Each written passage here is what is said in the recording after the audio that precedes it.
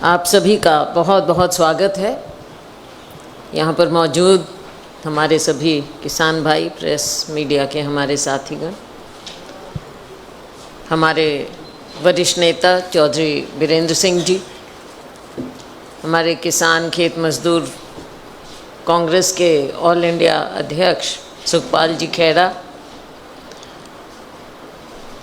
हमारी बहन जो अभी अभी देश के लिए इतना नाम कमाया, मैं उस बात में नहीं जाऊंगी, लेकिन इन्होंने बहादुरी दिखाते हुए अभी कांग्रेस का चुनाव लड़ा, हर चुनौती को ये स्वीकार करती हैं और अभी हमारी विधायक बनकर आई हैं। इनका बहुत बहुत स्वागत। विनेश फोगाट जी,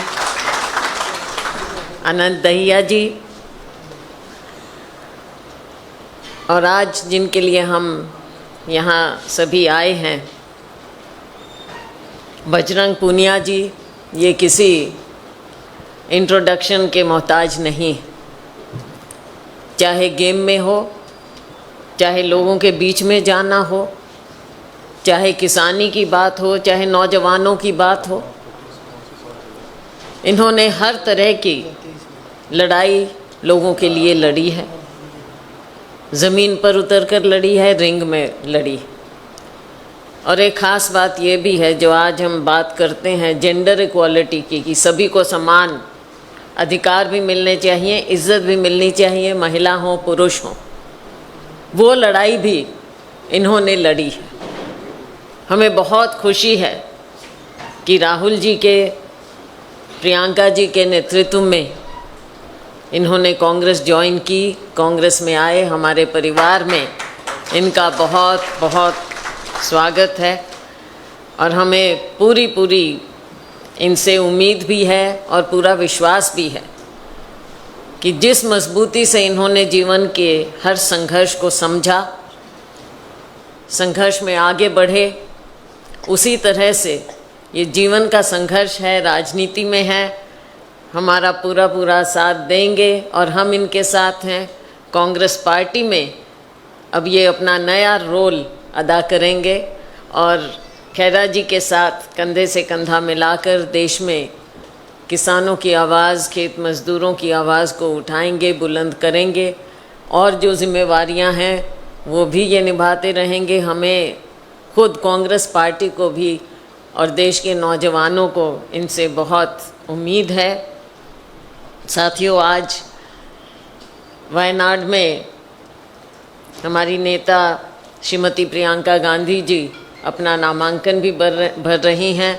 आप सब की ओर से, अपनी ओर से हम सभी उन्हें बहुत बहुत शुभकामनाएं देंगे और आने वाले वक्त में, अभी तो वो पार्टी में पूरा काम कर रही हैं, लेकिन बतौर एक एमपी भी देश में उनका एक अलग रोल, एक नया रोल होगा, उनका भी हम स्वागत करेंगे। तो साथियों, आज के दिन किसानी की अहमियत जो देश की अर्थव्यवस्था में है सब जानते हैं। मैं ज़्यादा डिटेल में तो खेड़ा जी और चौधरी वीरेंद्र सिंह जी इसके बारे में आपसे बातचीत करेंगे, लेकिन हमने देखा कि देश की अर्थव्यवस्था का आधार जो किसान है, खेत मजदूर है, उसकी ओर ये सरकार विमुख है, उदासीन है। आज भी जो हमारे हरियाणा पंजाब की मंडियों का हाल है, किसानों का हाल है, आड़तियों का हाल है, तो उसको कैसे बयान करें। किसी भी मंडी में जाएं तो साफ पता चल जाएगा कि कैसे इनकी बदहाली हो रही है। सरकार कहती कुछ है और करती कुछ। तो ये सब बातें आपके सामने हैं। देश को आगे बढ़ाना है, लोगों को आगे बढ़ाना है। देश को अगर आगे बढ़ाना होगा तो किसानों को और खेत मजदूरों को, उनके ऊपर अगर सरकार या कोई भी समाज ध्यान नहीं देगा तो देश का वो हाल हो जाएगा जो पहले, आज़ादी से बहुत पहले हुआ था। देश को आगे लेकर आए हैं और हमें अपने देश को आगे लेकर जाना है। उसमें योगदान किसानों का, खेत मजदूरों का बना रहे, अहमियत हो, उनकी आवाज़ उठाएं। इसके लिए मैं हमारे भाई बजरंग जी को बहुत बहुत शुभकामनाएं देती हूँ और बहुत स्वागत करती हूँ आपका। बहुत बहुत धन्यवाद। अब चौधरी बीरेंद्र सिंह जी, हमारे वरिष्ठ नेता, आप सब जानते हैं। आप सभी साथियों को जो यहाँ उपस्थित हैं, नमस्कार। हमारे कांग्रेस की बहुत ही वरिष्ठ नेता और महामंत्री हैं अखिल भारतीय कांग्रेस कमेटी की बहन शैलजा जी, और अध्यक्ष किसान कांग्रेस कहिए या कांग्रेस में किसान कितना महत्वपूर्ण हो सकता है, ये बहुत पुरानी परंपरा है। मुझे अभी तक याद है कि नीलम संजय रेड्डी जब अध्यक्ष होते थे कांग्रेस के, तो उस समय से भी इसको काफ़ी तेज़ी दी गई थी, एक डिपार्टमेंट के रूप में, पहले सेल के रूप में। और अब जैसे खैरा जी हैं, इनको वर्किंग प्रेसिडेंट के रूप में इनका साथ देने के लिए बजरंग पूनिया जी को ये काम सौंपा गया है। और बजरंग पूनिया जी इस काम को उसी शैली से करें जिस शैली से इन्होंने कुश्ती लड़ने का काम किया था।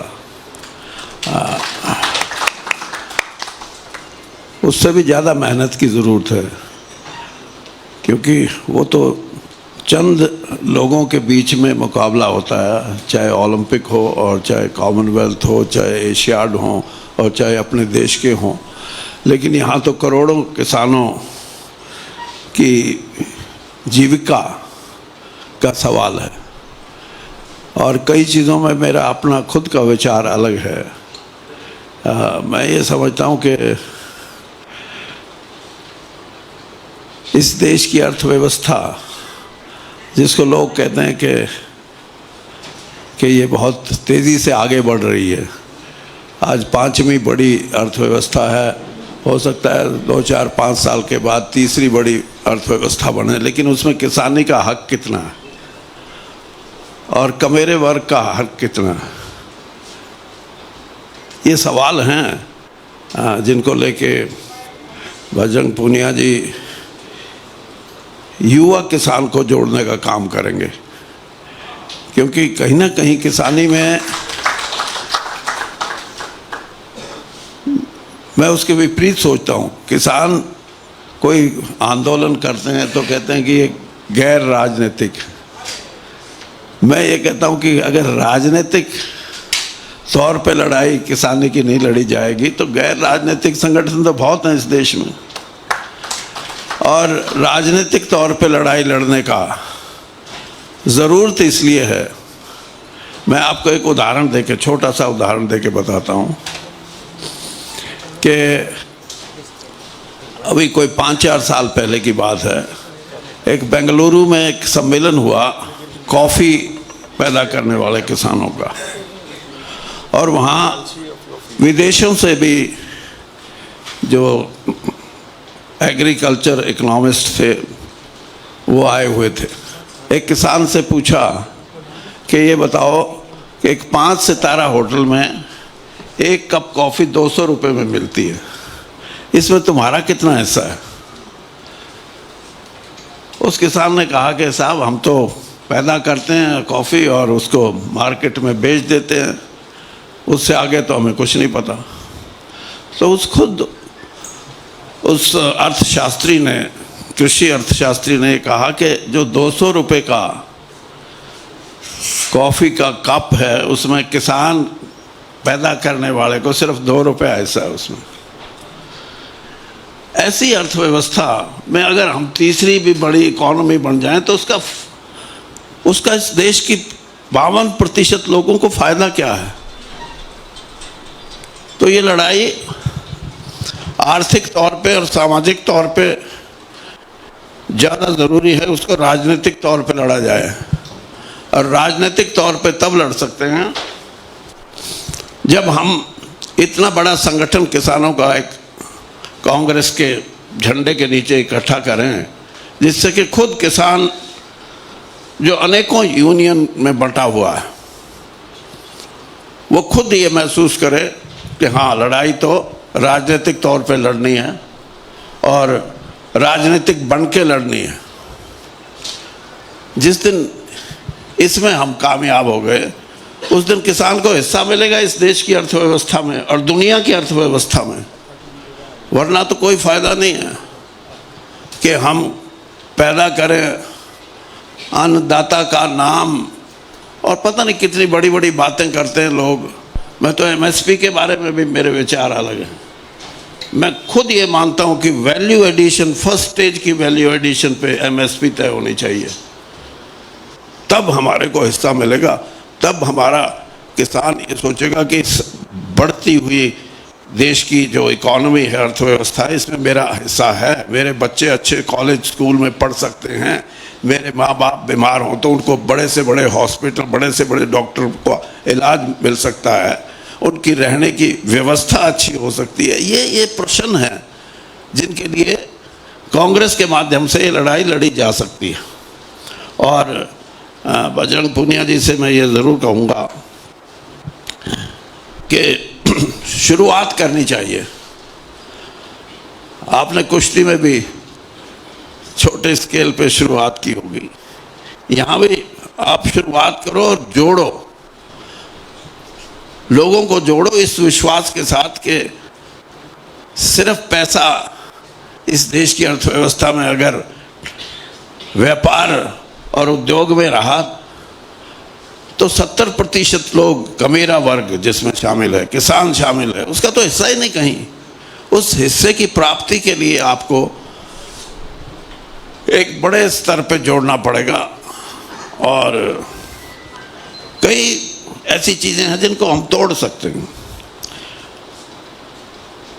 बैरियर हैं ये बहन बैठी विनेश,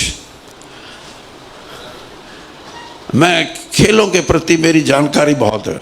मैं एक बात कहूँगा, एक रेसलर हमारे देश का, वो कहीं जापानी खिलाड़ी से हार गया।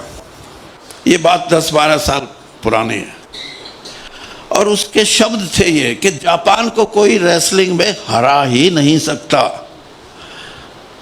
मुझे बड़ी इस बात पे मैं उसको गहराई से सोचता हूँ तो कई बार मुझे तकलीफ़ होती है कि ये सोच अच्छी नहीं, लेकिन इस बेटी ने दुनिया में जो कहते थे कि इसको हराने वाला कोई नहीं है, जापान की खिलाड़ी थी, उसको पहली बार शिकस्त दी। तो ऐसे ही यानी बैरियर्स को तोड़ने का ये तरीका है कि आप में क्या ये शक्ति है, ये विल है कि हम ऐसा कर सकेंगे। और आप करिए। आप किसान के संगठनों को, किसान को राजनीतिक तौर पे कांग्रेस के साथ जोड़ने का प्रयास करें और एक बड़े स्तर पे आपको कामयाबी मिलेगी। तभी हमारी अर्थव्यवस्था, रुपए पैसे की ताकत जिसके हम हकदार हैं, वो हमारे को प्राप्त हो सकती है। और राहुल जी का ये प्रयास है, 5 साल पहले उन्होंने कहा था कि 72,000 रुपया हर एक को हम भेजेंगे। आज आर्थिक जो परिस्थिति दुनिया में उभर के आ रही है उसका मतलब ऐसे ही है। उस समय लगता था कि ये बात, लेकिन आज लोग खुद बोलते हैं कि हाँ, परिस्थिति ये आ गई है कि इस दौलत में हर आदमी का हिस्सा होना चाहिए और वो मिलेगा मेहनत करने वाला, जो दिन रात पसीना बहा के अपने बच्चों का पेट पालता है, और किसान। ये 2 वर्ग ऐसे हैं जिनके लिए एक संघर्ष की ज़रूरत है। और मैं तो यही कहूँगा कि खेरा जी से भी कहूँगा कि शुरुआत करके देखें। मैं राजनीतिक तौर पे आपको ये कह सकता हूँ कि उस संघर्ष में मेरा भी बहुत बड़ा अंशदान आपको मिलेगा। धन्यवाद। जी जी। ये करते हैं ये बुके वाला टेक अ पिक्चर। आप इधर आ जाओ, Akhilesh come on this side.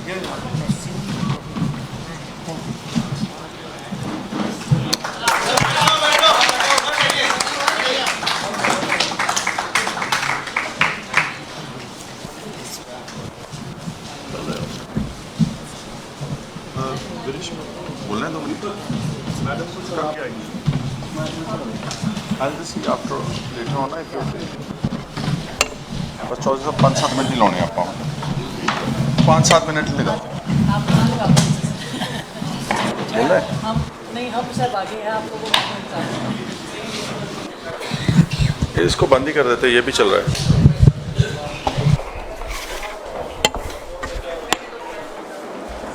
आदरणीय चौधरी वीरेंद्र सिंह जी, बहन वीरेश फोगाट जी एमएलए हरियाणा, बजरंग पुनिया जी जिनको वर्किंग प्रेसिडेंट राहुल जी ने और हमारे प्रेसिडेंट खड़गे साहब ने ये जिम्मेवारी दी है, और मेरे लेफ्ट के ऊपर अखिलेश शुक्ला जी जो हमारे वाइस चेयरमैन हैं किसान सेल किसान कांग्रेस के, और मेरे राइट के ऊपर अनंत दाहिया जी जो भी वाइस चेयरमैन है ऑल इंडिया किसान कांग्रेस के, और सामने बैठे हमारे किसान भाई और ऑफिस बेयरर्स हैं कुछ लोग किसान कांग्रेस के, और सामने मीडिया, आप सबका बहुत बहुत धन्यवाद है। मैं दिल की गहराइयों से अपने छोटे भाई बजरंग पुनिया जी को मुबारकबाद देता हूं और उम्मीद करता हूं कि वो हमारे संगठन में काम करके इसको और मजबूत करेंगे, हरियाणा में भी मजबूत करेंगे, और देश के दूसरे जो स्टेट्स हैं सारे देश में इस किसानी आंदोलन और किसान और खेत मजदूर की बात करके पार्टी का आधार भी मजबूत करेंगे और किसानों की बात भी वहां पर रखेंगे अच्छे तरीके से। इस मकसद से ये जिम्मेवारी जो दी गई है, मैं यकीन दिलाना चाहता हूं कि हम लोग सब इकट्ठे होके अपनी पार्टी के लिए, इस देश के किसानों और खेत मजदूरों के लिए पूरी बात करेंगे। और बजरंग पुनिया जैसे आप सब लोग जानते हैं, जैसे हमारी बहन है जो एमएलए साहब बने हैं, ये सारे इंटरनेशनल सेलिब्रिटीज हैं, इन्होंने कुश्ती की फील्ड में बहुत नाम हासिल किया है, इंटरनेशनल लेवल के ऊपर ओलंपिक्स में, एशियन गेम्स में मेडल लेकर आए हैं, देश को बहुत आगे लेकर गए हैं।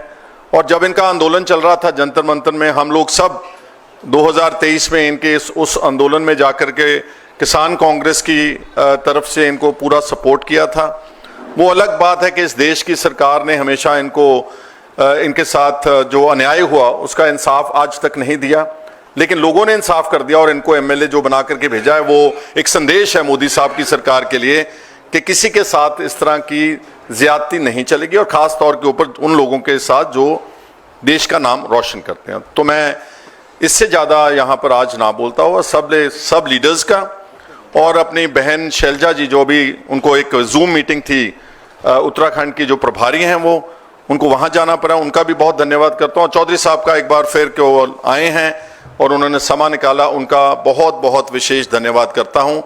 इसके बाद मैं अपने रिक्वेस्ट करूँगा ब्रीफली कि पंजाब की प्रोक्योरमेंट के बारे में चंद शब्द बोलें, वो मैं बाद में करता हूँ। आप ज़रा इनका जो फैसिलिटेशन है जो बजरंग पुनिया जी का as working president working chairman, उसकी आप प्लीज़ तस्वीरें ले लें और इनको एक बार ज़ोरदार ताड़ियों से स्वागत करना। धन्यवाद।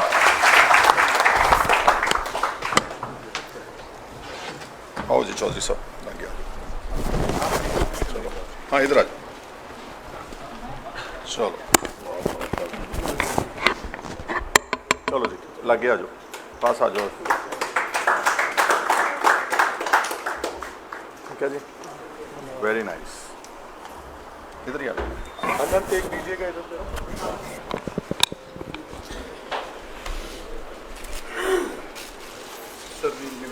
हाँ हाँ हाँ प्लीज आप भी आए, आप आइए सर। Thank you sir. आज पास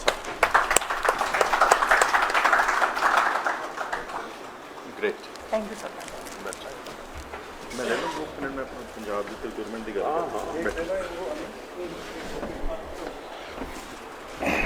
Is the party TV ready? INC.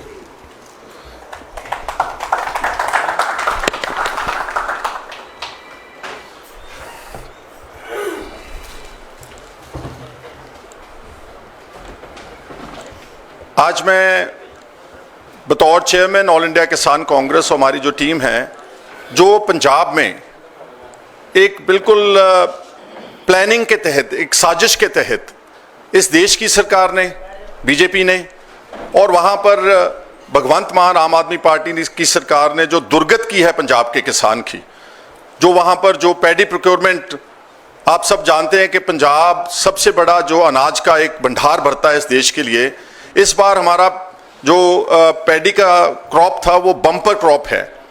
185 lakh metric ton से ज़्यादा की वहाँ पैदावार हुई है।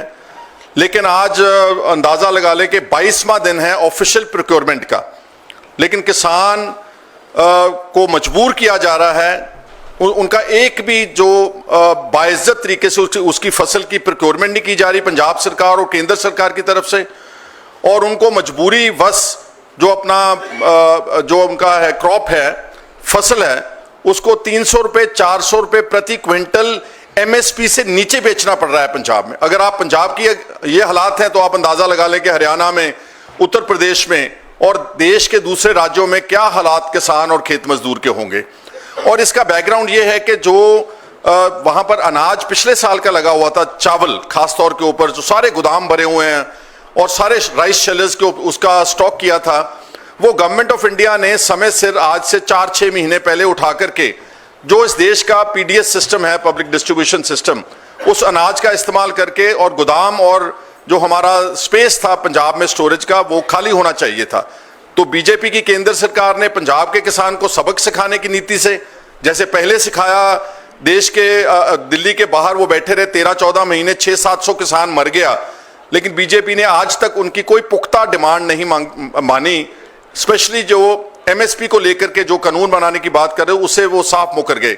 इस बार भी एक सबक की नीति से, सबक सिखाने की नीति से जो उनका वहाँ दुर्व्यवहार किया जा रहा है। हमारी मंडियाँ पंजाब में भरी पड़ी हैं और वहाँ पर कोई प्रोक्योरमेंट का खरीद का अरेंजमेंट नहीं है। लगभग 22-23 दिन से किसान वहाँ पर हताश हैं और अपनी फसल, जैसे मैंने पहले कहा कि मजबूर होकर के बहुत कम दाम में वो प्राइवेट सेक्टर के शेलर वालों को और प्रोक्योरमेंट सरकारी एजेंसियों की हाजिरी में ये उनकी लूट की जा रही है। इसके लिए दोनों केंद्र की सरकार और हमारी पंजाब सरकार जो है, इनकी मिली भुगत है। पंजाब सरकार की नलायकी ये है कि वो जागे ही नहीं। पिछले 3-4 महीने से वहाँ के राइस शेलर्स इनको वार्निंग दे रहे थे, वहाँ के आड़तियाज जो हैं, कमीशन एजेंट्स, वो उनको बोल रहे थे कि हमारी स्ट्राइक है, हमारा जो 2.5% पर क्विंटल जो कमीशन है वो हमको मिलना चाहिए। और जो राइस शेलर्स की डिमांड थी कि जो प्रोक्योरमेंट का सिस्टम है वो आप स्टोरेज खाली करवाएं और जो हमारा जो रिकवरी है सिस्टम का चावल का, वो उसको हमारे को सही दाम दिलवाए। क्योंकि भगवंत मान की सरकार ने, आम आदमी पार्टी ने मोटिवेट किया पंजाब के किसान को, एक स्पेशल वैरायटी को प्रोपेगेट किया, PR 126 और PR 131 कि आप ये भिजवाएं, हम आपका एक एक दाना उठाएंगे। तो ज़्यादा पंजाब में किसानों ने एक PR 126 और 131 जो वैरायटी थी धान की, उसकी बिजाई कर दी। अब शेलर वाले बोलते हैं कि इन क्वालिटी से PR 126 और 131 से जो चावल की रिकवरी है वो हमारी 4-5 किलो का कम है, हम घाटे का काम नहीं करेंगे। ये बातें भगवंत मान को पिछले 4-5 महीने से वो वार्न कर रहे थे, कुछ नहीं किया। और अब जो आकर के उन्होंने सारा जो सिस्टम चोक कर दिया है। हमारे आज पंजाब की मंडियों में धरने लग रहे हैं, अलग अलग किसान यूनियंस वहां प्रोटेस्ट कर रही हैं, ऑपोजिशन की पार्टियां प्रोटेस्ट कर रही हैं। और इसमें जैसे मैंने पहले बोला कि केंद्र की सरकार की जो एक बदनीयती है, जो उन्होंने जानबूझ करके स्टोरेज पंजाब की खाली नहीं करवाई, उसके कारण ये बहुत बड़ा फूड क्राइसिस एंड ये आहिस्ता आहिस्ता पंजाब में लॉ एंड ऑर्डर का क्राइसिस बनता जा रहा है, जिसके लिए केंद्र की सरकार और पंजाब की सरकार दोनों जिम्मेवार है। वैसे तो किसी वक्त ये बोला गया था कि उत्तम खेती, मद व्यापार, निखिद्ध नौकरी, लेकिन आज पिछले कम से कम एक दहाके से बीजेपी की सरकार ने जो बोलती थी कि हम डबल करेंगे किसानों की आमदन, आज किसान सारे देश का कर्जई बना करके रख दिया है। उनकी कोई बात नहीं मानी गई। लगभग 20 लाख करोड़ रुपए का कर्जा पंजाब और देश के अन्य राज्यों के किसानों और खेत मजदूरों के ऊपर है तो देखने में, सुनने में बहुत बड़ा कर्जा, लेकिन है ये करोड़ों परिवारों का कर्जा है। जबकि बीजेपी ने कॉरपोरेट घरानों का पिछले 10 साल में ऑलमोस्ट 15-16 लाख करोड़ रुपया राइट ऑफ किया है कि ये बुरा कर्जा है, ये बैड डेट है, बैंकों को बचाने के लिए हम इसका कर्जे को माफ करते हैं। जबकि ये जो कर्जा है वो चंद सैकड़े कंपनियों का है जिनका रोज हम नाम सुनते हैं। अडानी और अंबानियों के लिए सरकार काम कर रही है, उन लोगों का सारा कर्जा माफ कर दिया। और जो देश के किसान हैं, चाहे वो हरियाणा, पंजाब, तमिलनाडु, आंध्र प्रदेश, महाराष्ट्र, जहां बहुत बड़ी मकदार में सुसाइड्स हुई हैं, आत्महत्याएं की हैं किसानों ने और खेत मजदूरों ने, उनका कोई कर्जा माफ नहीं किया। सो मेरे को लग रहा है कि ये जो इस बार पंजाब की जो प्रोक्योरमेंट की सिस्टम को जानबूझ करके खदेड़ा गया है, वो पंजाब के किसान को और हरियाणा के किसान को और देश के किसान को ये मैसेज देना चाहते हैं कि क्योंकि आप लोग हमारे खिलाफ धरने लगाते हो, आप प्रोटेस्ट करते हो, तो हमको आपको ये सबक सिखाने की नीति कर रहे हैं, जो कि बहुत दुखदाई और निंदनीय बात है। इंडियन नेशनल कांग्रेस आज के इस फंक्शन से, इस स्टेज से इसको बहुत सख्त शब्दों में इसकी कंडेमिनेशन करती है और इमीडिएटली प्राइम मिनिस्टर साहब और एग्रीकल्चर मिनिस्टर से मांग करते हैं कि हमारी प्रोक्योरमेंट जो स्टेट की है और दूसरी स्टेट्स की हैं, वो तुरंत हमारा जो पैडी का क्रॉप उठाया जाए। जो हमारे कमीशन एजेंट भाई हैं, उनका 2.5% जो कमीशन आप काटते हैं कागजों में और देते कम हैं, उनके पैसे दिए जाएं। और जो हमारी राइस शेलर इंडस्ट्री है, उनसे भी इमीडिएटली कोई सोल्यूशन निकाल करके, और पंजाब का जो धान का क्रॉप, पैडी का क्रॉप बहुत जमा हो रखा है, 185 लाख टन से ज़्यादा आएगा, जो कि लॉ एंड ऑर्डर इशू बनता जा रहा है पंजाब में, उसको इमीडिएटली रोका जाए। ये आज के हमारे जो इस किसान आंदोलन को लेकर किसानों की बात के लिए ये विचार थे। एक बार फिर मैं चौधरी साहब और अपने साथियों का जो हमारे यहाँ पर स्टेज के ऊपर सुशोभित है, उनका धन्यवाद करता हूँ। Thank you.